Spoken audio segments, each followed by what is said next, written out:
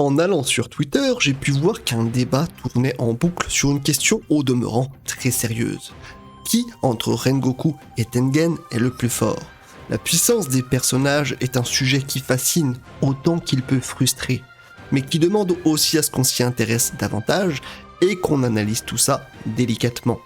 Pour bien savoir de quoi on parle, il est donc important de mettre en lumière les deux protagonistes, histoire de voir de quoi ils sont capables, ainsi que les choses qu'ils ont apportées durant leur combat. Et commençons par celui qui est le plus récent dans nos souvenirs avec Tengen Uzui donc, qui utilise le souffle du son, un dérivé du souffle de la foudre, lui-même dérivé du souffle du soleil. Physiquement, en termes de force pure, il faut déjà savoir qu'il est le second parmi tous les piliers, juste après Gyomei Himejima. Cette force de la nature, traduite ici par la circonférence de ses bras, est par exemple capable de trancher la tête de Daki avec une très grande facilité sans même qu'elle s'en aperçoive. À ce moment, il remet même sa position en doute au sein des lunes supérieures. Cela dit, il est avéré qu'elle est bien moins forte que son frère, combien même ils ont tous les deux tué plusieurs piliers. Mais on ne sait pas grand chose en dehors de ça, d'autant que la génération actuelle est la plus puissante d'entre toutes, donc difficile d'estimer ce que valaient ces prétendus piliers de l'époque. Il peut même tenir son énorme arme à double lame en la tenant par son extrémité et à l'aide de ses seuls doigts, ou encore se battre contre Gyotaro d'un seul bras sans ressentir un désavantage certain. Par ailleurs, il lui est possible d'arrêter son cœur en contrôlant ses muscles, ce qui lui a permis d'atténuer la propagation du poison. Au-delà de la puissance, il est aussi connu comme étant le plus rapide des piliers, logique puisqu'il est issu d'une famille de ninjas et qu'il a donc été formé dans ce sens. On pourrait donc à juste titre se dire qu'il est donc spécialisé dans les missions d'infiltration, comme c'est justement le cas lors de l'arc du quartier des plaisirs. Ceci dit, s'il y a un autre exploit qu'on peut lui concéder, c'est son immense résistance. Malgré la perte d'un œil, une main sectionnée ainsi que la présence de poison dans son organisme qui tuerait n'importe qui d'autre à sa place, Tengen est assez bon pour se battre sur un pied d'égalité avec Gyotaro, nous montrant une fois de plus qu'il a une maîtrise très approfondie du souffle intégral. En outre, ce sont surtout ses compétences de shinobi qui aident à garder la tête froide durant les affrontements, les sens surdéveloppés de son ouïe ayant contribué à la victoire. Avec l'écolocalisation, il peut effectivement repérer facilement ceux qui se trouvent dans son environnement et localiser les cibles plus facilement. Il peut ainsi analyser le comportement de son adversaire comme s'il écoutait une partition pour y déceler ses éventuelles faiblesses. Du fait des entraînements intensifs qu'il a dû subir pour en arriver où il en est, sa résistance à la douleur et aux attaques externes est telle qu'il peut se laisser transpercer par des kunai et continuer d'attaquer en gardant un rythme très soutenu. Il est aussi doué d'un esprit tactique incroyable, lui permettant de réfléchir vite et bien lors d'une situation pour optimiser sa mission tout en protégeant les civils. Pour ça, Tengen n'a pas à envier grand chose par rapport aux piliers supérieurs qui sont bien au-dessus de lui. Sa volonté est à l'instar d'eux, assez affûtée pour ne jamais renoncer et donner tout ce qu'il a pour accomplir son rôle de la meilleure façon qui soit. Passons désormais à Rengoku Kyojuro, un utilisateur du souffle de la flamme dont les capacités nous ont été montrées au travers de 2 gros combats si on exclut l'affrontement qu'il a eu lors du premier épisode de la saison 2. Mais comme il ne s'agit pas d'un combat officiel, inutile d'en parler et de toute façon, il n'apporte pas grand chose par rapport à ce qui suit.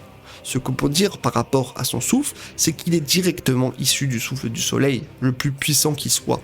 Quant à l'un de ses combats les plus notables, il a eu lieu contre Airo, l'ancienne deuxième lune inférieure.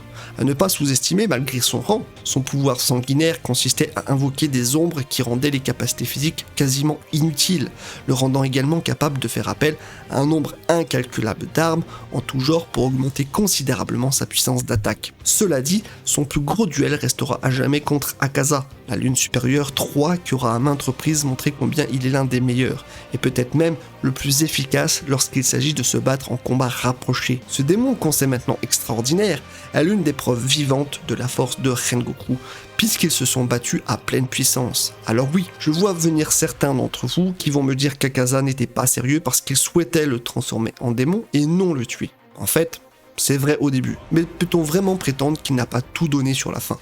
Après tout, planter son bras dans le torse d'un humain sans capacité de régénération, ce n'est pas ce que j'appellerais une action non létale destinée à le garder en vie. Nous pouvons nettement le constater sur la fin. Il n'avait pas prévu que le pilier fasse démonstration d'autant de volonté. et que malgré sa blessure fatale, il continuerait de se battre de la sorte. Cette volonté indéfectible, c'est ce qui constitue son atout premier, ce qui finit de le rendre à ce point redoutable pour les démons qu'il affronte. Je ne sais pas pour vous, mais ce que je lis sur le visage de ce démon à ce moment-là, c'est la peur, la crainte d'être vaincu et d'avoir trop pris cette puissance à la légère en s'amusant et en éternisant le combat. Oui, le soleil est un élément extérieur à celui-ci et un facteur inattendu. Ce n'est donc pas Rengoku qu'il craignait, mais le soleil, me diront certains. Ça, c'est vrai à la toute fin du combat aussi, lorsqu'il s'extirpe de sa prise et qu'il s'enfuit sans perdre une seconde en s'enfonçant dans la forêt. Mais au moment où cette lame commence à couper sa chair et à trancher de plus en plus son cou, c'est bien de l'homme qu'il a peur, sa force étant par ailleurs suffisante pour supplanter celle du démon, alors qu'il est au seuil de la mort avec beaucoup moins de ressources que lui, qui est capable de se régénérer comme bon lui semble. De plus, il a toujours été capable de déceler les démons grâce à son sens inné exceptionnel. Si bien qu'il surpassera Tanjiro, qui détient pourtant un flair exceptionnel quand il s'agit de les dénicher. Il peut même déceler les faiblesses de certains démons, comme ce fut le cas avec Enmu. Sa vitesse phénoménale suffit à elle seule pour déstabiliser le train lorsqu'il semble se téléporter aux côtés de Tanjiro.